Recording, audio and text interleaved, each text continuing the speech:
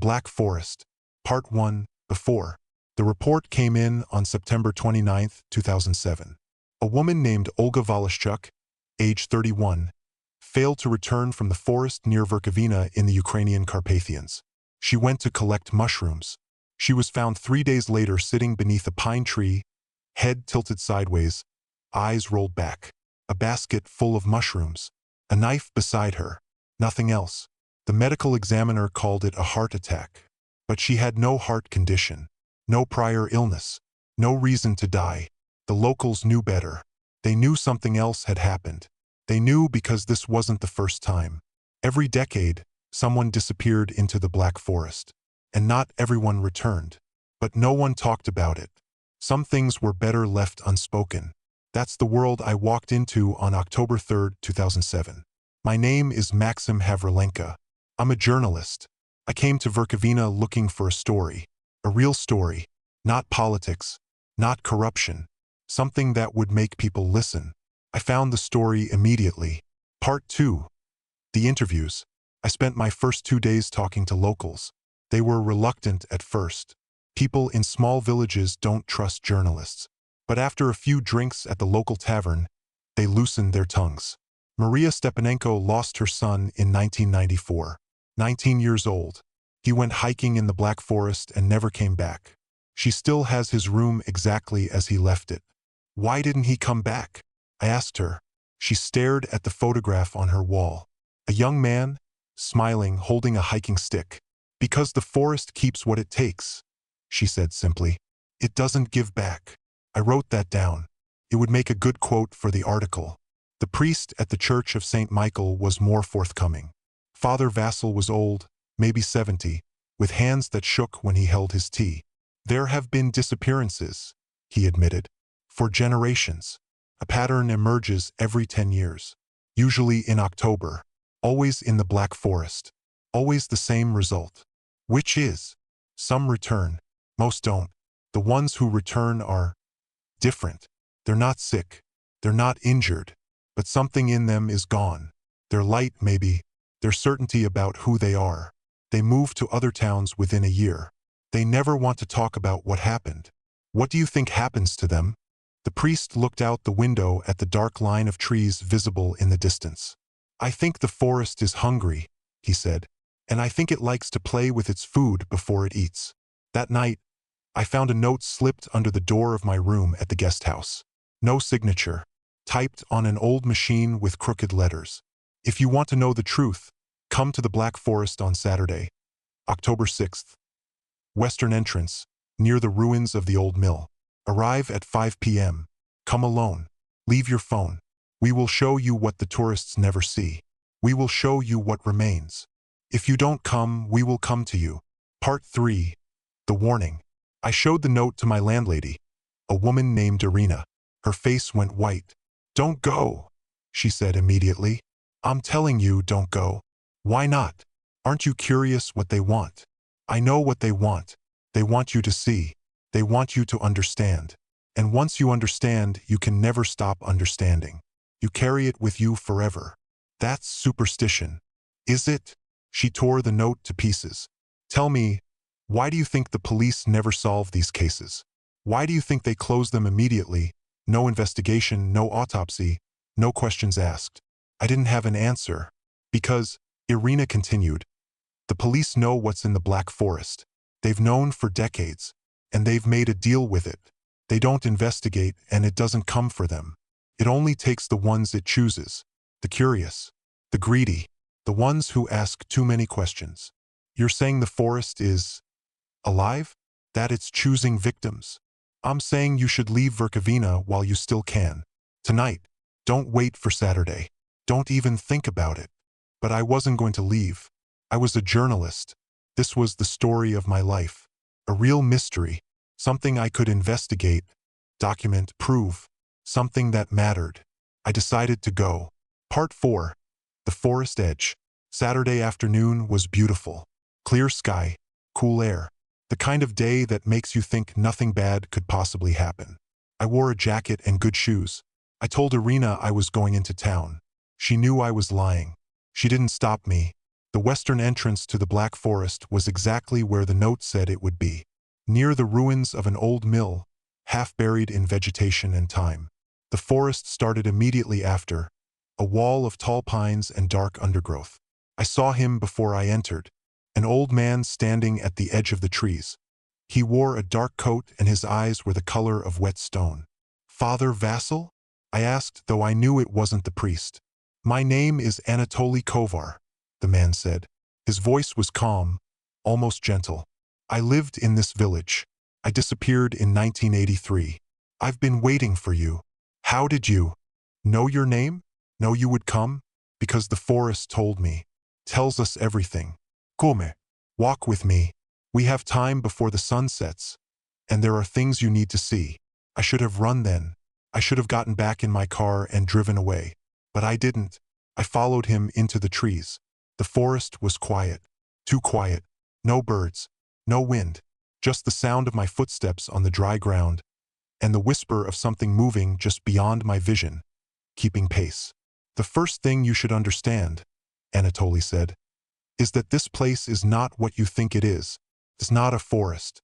A forest is something alive in the normal way, in the way humans understand life. This is something else.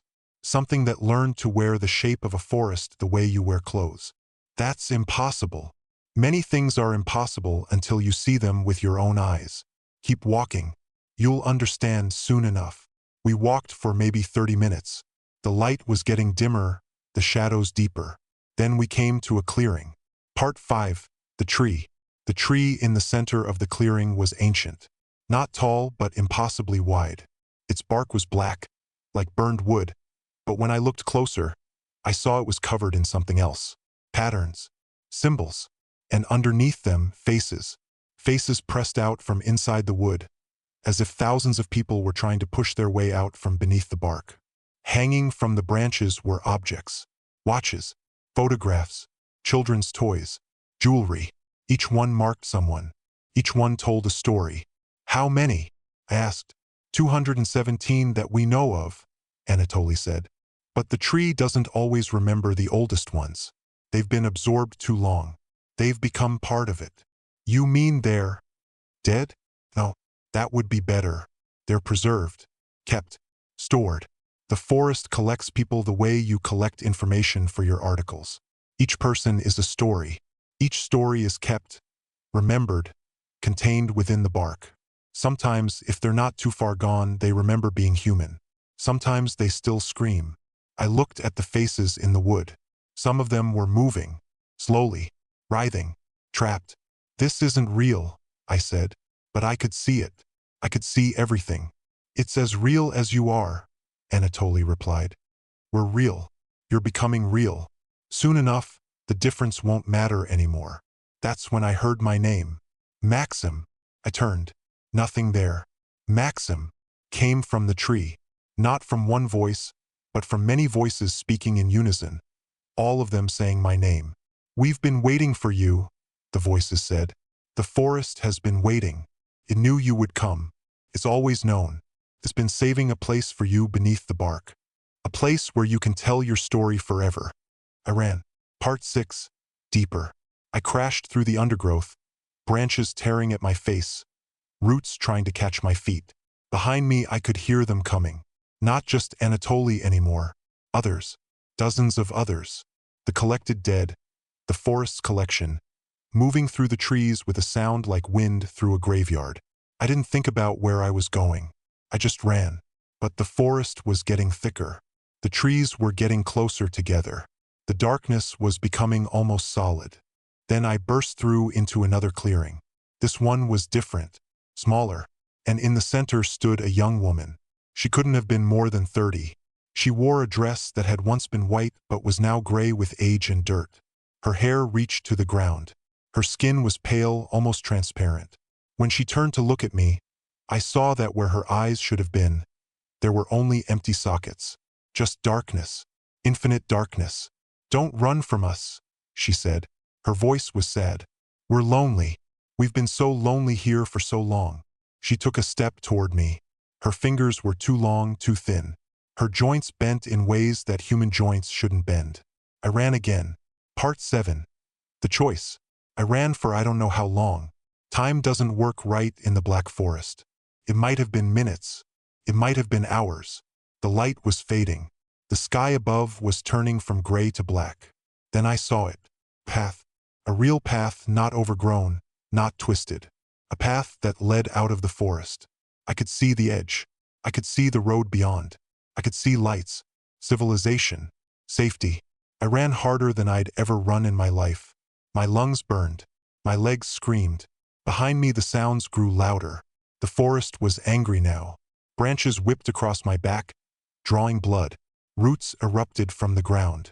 But I was getting closer. 30 yards. 20. 10. I burst out of the tree line onto the asphalt. I made it. I was out. I collapsed on the road, gasping, crying, my whole body shaking. Behind me, nothing. The forest edge was silent. Still, the branches didn't reach beyond the tree line. They stopped as if there was a barrier. I lay there for maybe 5 minutes, just breathing, just processing. I was alive. I had made it out. The nightmare was over. Then I heard footsteps on the asphalt. Slow, steady, coming closer. I looked up. A man was walking toward me from the direction of town. He wore a dark jacket. He carried a basket. He looked exactly like me. Not similar. Exactly. Same face. Same build. Same clothes. Even the scratch on his cheek from the branches. Except his eyes were different. His eyes were empty. "Hello, Maxim," the thing wearing my face said. "I'm you. The new you. The one that will go back to town and explain what happened. The one that will write your article. The one that will live your life." "No," I whispered. "Yes, the forest lets some escape, but it doesn't let them go back. You're going to stay here on this road between worlds, and I'm going to be you. And eventually, when the next one comes looking for the truth, you're going to help the forest collect them, the way Anatoly helped collect you." The thing reached down and picked up my journalist's notebook. I didn't know how it got there. I didn't even remember having it. "Thank you for this," it said. "Your research will be very useful. Now I'm going to go back to the guest house, have some coffee, pack your things, and disappear into a new city. I'll be a better version of you. People will like me more." It walked past me toward the town. I tried to move, but I couldn't. My body wasn't responding. I looked down at my hands. They were transparent. I could see the asphalt through them. I could see the road beneath me. I was fading. "No," I said, but no sound came out. Behind me, I heard movement in the forest. Footsteps. The thing wearing Anatoly's skin had walked back to the tree line. "Welcome to the collection," it said. "Don't worry. It only hurts for the first few years." Part 8. Eternity. I'm not sure how long I've been here. Time doesn't work the same way on this road. Sometimes it's night. Sometimes it's day. Sometimes it cycles through both in what feels like minutes. The road never changes. The forest never changes. But I do. I fade a little more each day. Soon I'll be invisible to anyone who passes. But I won't disappear. I'll still be here. Still remembering. Still aware. Other ghosts appear on the road sometimes. They don't see me at first. They're too confused. Too newly dead. Too caught up in their own horror to notice others like them. But eventually they do. And then we stand together, a growing collection of the almost living, watching the road, waiting. Waiting for the next person to come. The next victim the forest chooses. And when they come, we help guide them deeper. We tell them it's the only way out. We show them the path that leads back to the tree. We are the lure, and we are the trap, and we are the price the forest demands for keeping us on the edge of existence instead of absorbing us completely into the wood. I've learned that the forest is patient. It's been here for thousands of years. It will be here for thousands more. Collects slowly, methodically, one person at a time. And the best part, from the forest's perspective, is that we come willingly. The curious ones, the seekers of truth, the investigators, the ones who can't resist a mystery. I can see back toward the town sometimes. I can see my apartment building. I can see the guest house where I stayed.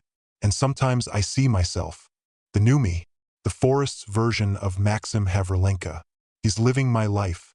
He has my job, my friends, my apartment. He writes better articles than I ever did. But something is missing in them. humanity, connection. The real me would have written about the truth. The real me would have warned people.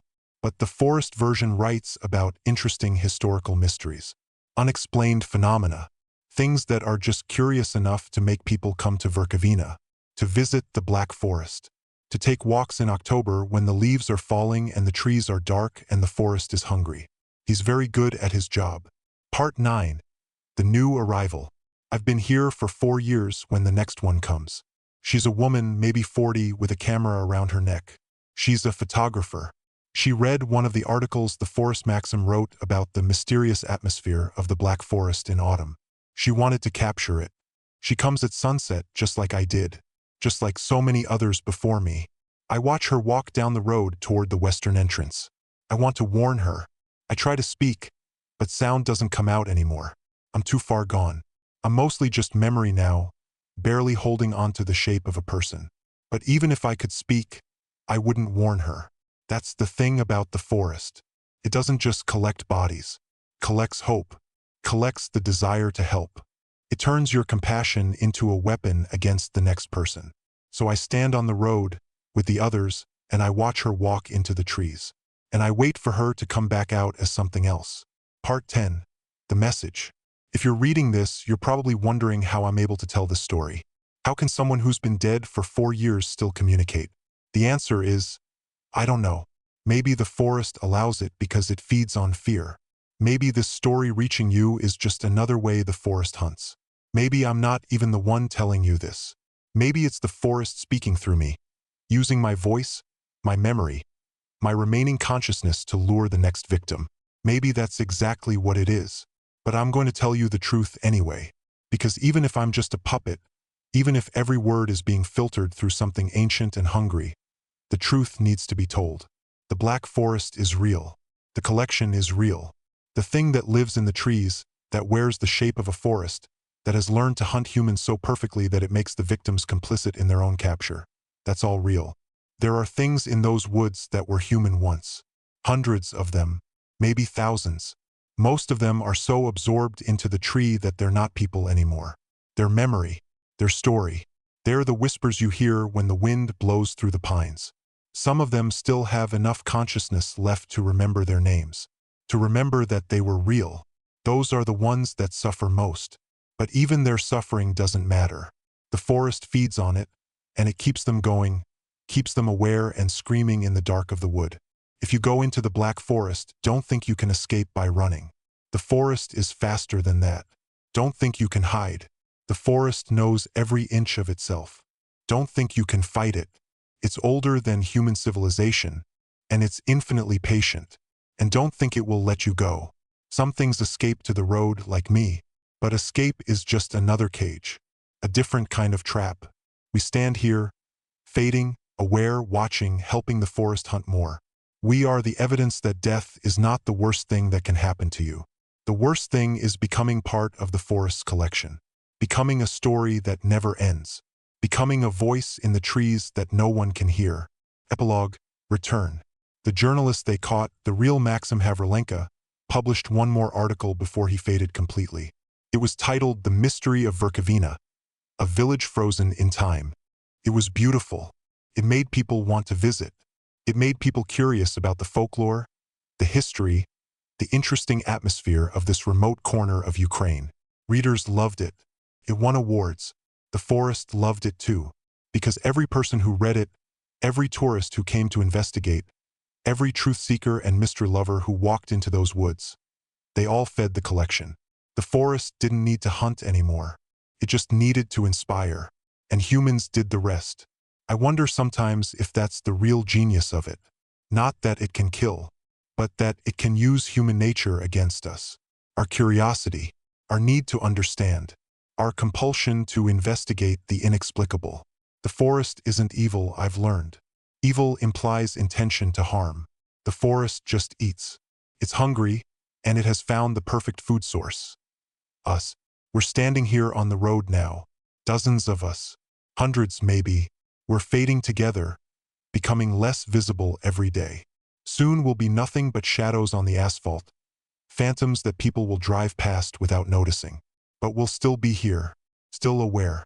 still waiting. And when the next person walks into the forest, we'll guide them deeper. We'll show them the way to the clearing. We'll introduce them to the tree. We'll do it because we have to, because the forest doesn't let go. My name is Maxim Havrilenka, but I'm not alive. I'm not dead. I'm collected, and there's still room in the tree for more. If you ever find yourself in the Ukrainian Carpathians in October, if you ever hear about the mysterious black forest near Verkhovyna, if you ever feel that strange pull to investigate, to explore, to understand the mystery, don't go. Don't even think about going. Because once you think about it, the forest knows. And once the forest knows you're thinking about it, you're already halfway caught. I can see you reading this. I can feel your interest. The forest can too. It's already waiting for you. We're already saving a place beneath the bark.